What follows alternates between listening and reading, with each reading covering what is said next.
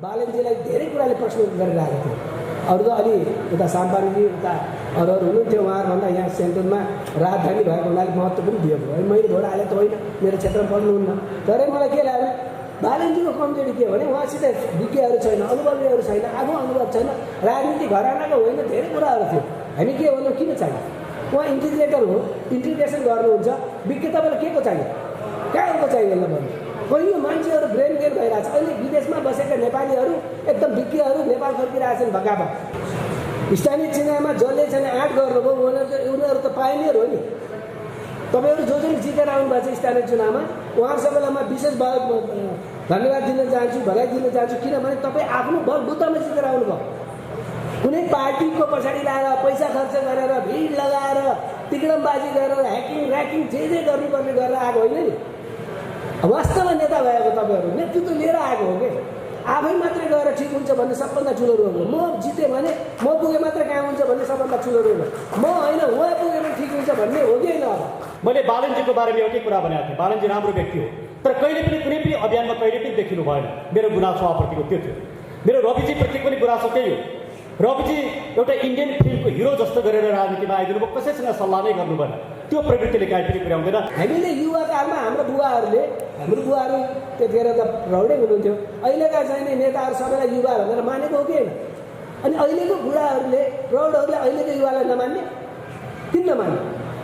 अब के हुँदैन? यो कस्तो होला? जुन पेरेन्ट्सहरू, अभिभावकहरू, गुरुहरू आफ्नो बच्चाहरू, आफ्नो चेलाहरू आफूभन्दा सक्षम भएको देख्दा खुसी नहुनु, कस्तो अभिभावक होला जो चाहिँ युवाहरू आफ्नो बालबच्चाहरू आफूभन्दा सक्षम हुँदा खुसी हुन नचाहने?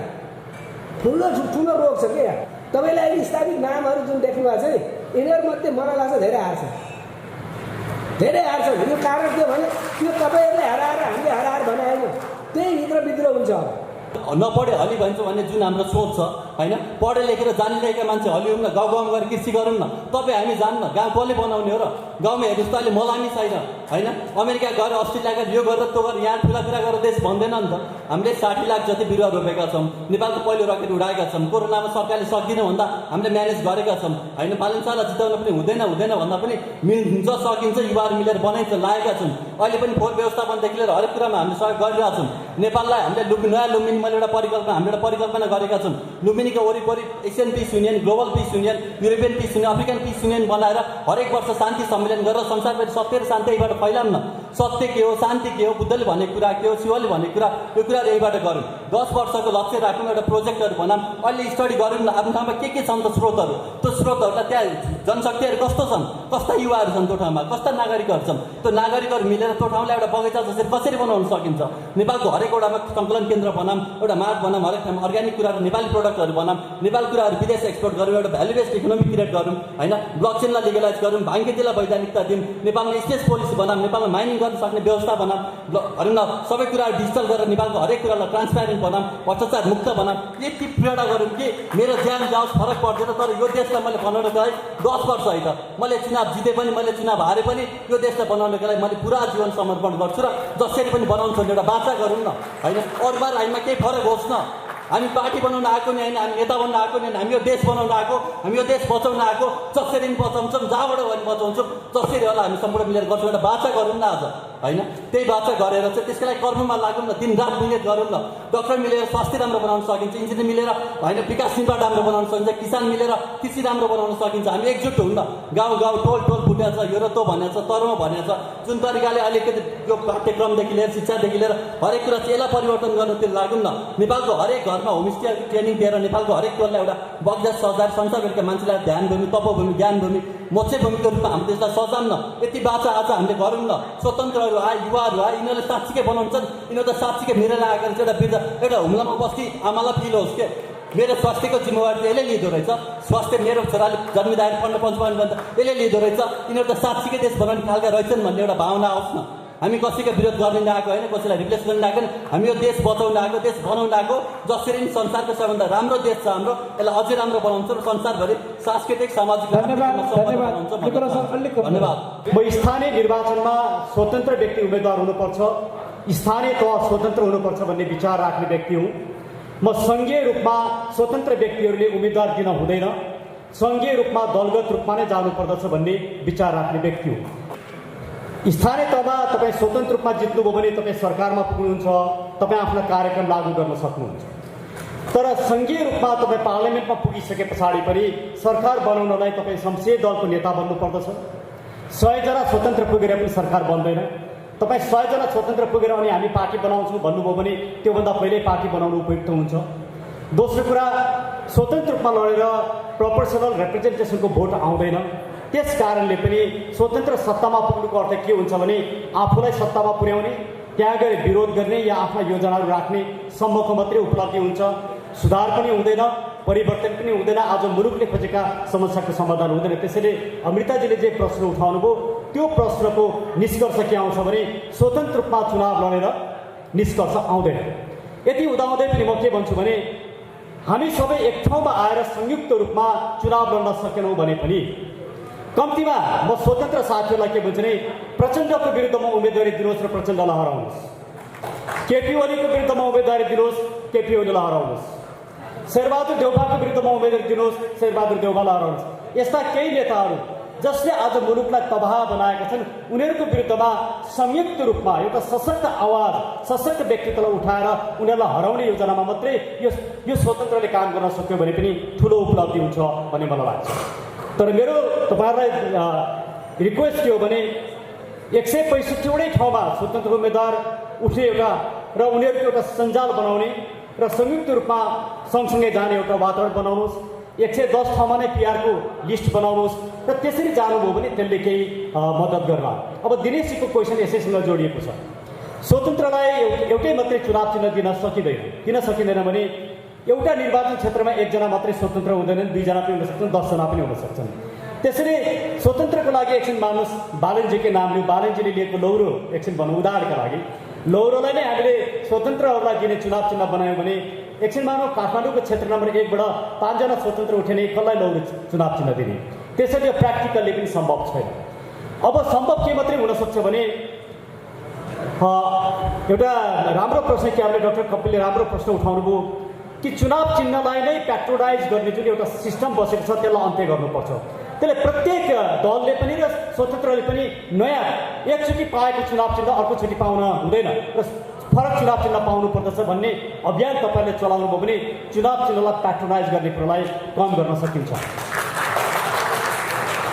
तर म के निवेदन गर्छु भने तपाईँ हामी सबै मिलेर एउटा कम्तीमा पनि अलायन्स बनाएर संयुक्त रूपमा चुनाव लड्ने वातावरण सिर्जना गर्न डम्बरजीको यो टिमले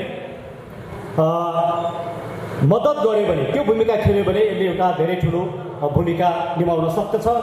आज मुलुकलाई परिवर्तन चाहिएको छ। सानातिना टालटुले प्रवृत्तिले मुलुकको समस्या समाधान हुँदैन। कम्तीमा पनि अबको स्वतन्त्र उम्मेदवार एउटा एजुकेटेड व्यक्ति हुनुपर्छ। युवा तपाईँहरूले जे भन्नु भएको छ उमेरले मात्रै राजनीति हुँदैन साथीहरू, युवाले मात्रै राजनीति गर्ने कुरा होइन। म युवाको लागि म त्यसको पक्षमा छु। तर युवा हुँदैमा मुलुक परिवर्तन हुने ठिक हुने, युवा नहुँदैमा ठिक नहुने यो विचारै गलत छ। सही मान्छे हुनु पर्यो, राजनीतिक विचार बुझेको मान्छे हुनु पर्यो, राजनीतिक दृष्टिकोण भएको हुनु पर्यो, पोलिसी मेकिङमा कन्ट्रिब्युसन गर्न सक्ने व्यक्ति हुनु पर्यो। तर युवाहरूले प्रायोरिटी पाउनु पर्दछ। यति हुँदा हुँदै पनि हामीले कस्ता व्यक्तिहरूलाई उम्मेदवार बनाउनु पर्छ? एउटा एजुकेटेड व्यक्ति होस्। म एसएलसी नै फेल भएको, आइए नै पास नभएको व्यक्ति मेरो नेतालाई स्वीकार गर्न म तयार छैन। एटलिस्ट म तयार छैन। एमसिसीको विरुद्धमा नउभिने र एमसिसीको पक्षपाती भएको व्यक्तिलाई म मेरो नेता स्वीकार गर्न तयार छैन। एसपिपीको समर्थन गरेर हिँड्ने व्यक्तिलाई म नेता मान्न तयार छैन। आफ्नो सम्पत्ति डिक्लेयर गर्न नसक्ने व्यक्तिलाई म मेरो नेता मान्न तयार छैन। म भ्रष्टाचार विरुद्ध अभियानमा खर रूपमा नउत्रिएको व्यक्तिलाई नेता मान्न तयार छैन। हामी स्वतन्त्र रूपमा आएका छौँ यहाँ, तर राजनीति भनेको तपाईँ अहिलेका राजनीतिक दलहरूले पनि गर्न नसकेको अझ कडा राजनीति गर्न आउनु भएको छ। त्यसमाले हामीले चाहिँ अराजनीतिबाट होइन कि राजनीति, सही राजनीतिबाट मात्रै हाम्रो मुलुकको चाहिँ गलत राजनीतिलाई प्रतिस्थापन गर्न सक्छौँ। सबै नेता भएर सांसद भएर संसदमा खडाउन चिच्याउनु भने होइन कि आफ्नो ठाउँमा काम गर्नु पऱ्यो। भोलि तपाईँलाई राज्य सरकार चलाउनु पऱ्यो, ठाउँ दिनु पऱ्यो भने तपाईँलाई चाहिने भोटर होइन फेरि।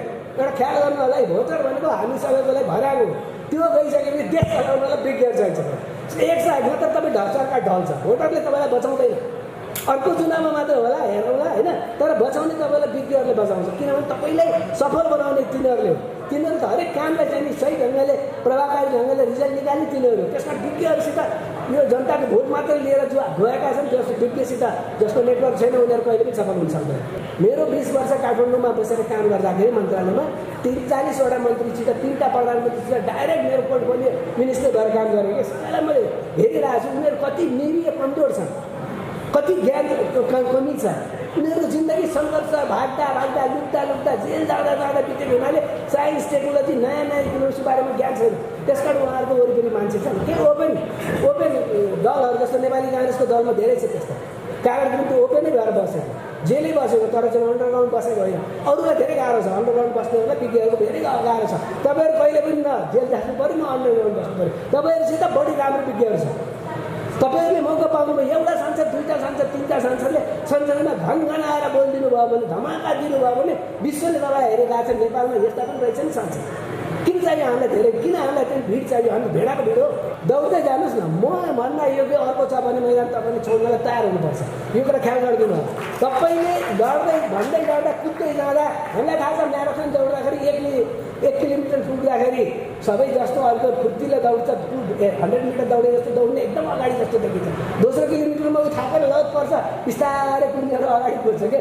हामी त म्याराथन फेरि हेरिरहेका छौँ सुरुमा को अगाडि हुन्छ लास्टमा को अगाडि। यो म्याराथन दौड हो। स्वतन्त्रहरूलाई म्याराथन दौड सुरु भयो।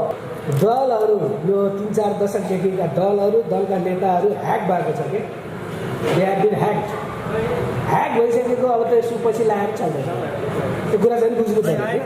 अब त्यसको विकल्प के छ भन्नेमा दलमा तपाईँ प्रवेश नगरिकन हुँदैन, दलमा प्रवेश गर्न सकिँदैन, दलमा गएर टिकट पाइँदैन। अनि के आत्महत्या गर्ने, राजनीतिमा आत्महत्या गर्ने, टिकट तपाईँलाई दिँदैन, दल प्रवेश दिँदैन, त्यहाँ ल्याइते र ब्याइतेहरू छन्। अब हामीले जुन नेताहरू देखिरहेको छौँ जसलाई हामी ठुला नेता भन्छौँ आज उहाँहरू अहिलेको नेता होइन, उहाँको युवाकालमै नेता बनिसक्यो। अनि आजको युवाहरू नेताको पुच्छर बनेर नेता बनिन्छ। तपाईँहरू नेतृत्व लिएपछि मात्र नेता बनिन्छ भन्ने कुरा हामीले बुझेनौँ भने नेता बनिँदैन। उहाँहरूले आफ्नो युवाकालमा नेता बनेको, नेतृत्व लिएको, पार्टी गठन गरेको, सङ्घर्ष हन्त खाएको, अनि आज हामी ब्याज र स्याज उहाँहरूले खाँदै हुनुहुन्छ। त्यसलाई हामी नेता बनिरहेको छौँ। तर खास नेता 2-3 दशक अगाडि नै उहाँ भइसकेको। बिबी कोइराला 33 वर्षको उमेरमा गृहमन्त्री, 41 वर्षको उमेरमा प्रधानमन्त्री भएको। आज कसैले सोच्न सक्छ शेरबहादुर सेवाजी पनि मलाई लाग्छ 45-46 वर्षको उमेरमा प्रधानमन्त्री भएको। तपाईँ आज सोच्नुहुन्छ 55 वर्ष 60 वर्षमा युवा नेता, उसको अझै पालो कहिले हो कहिले।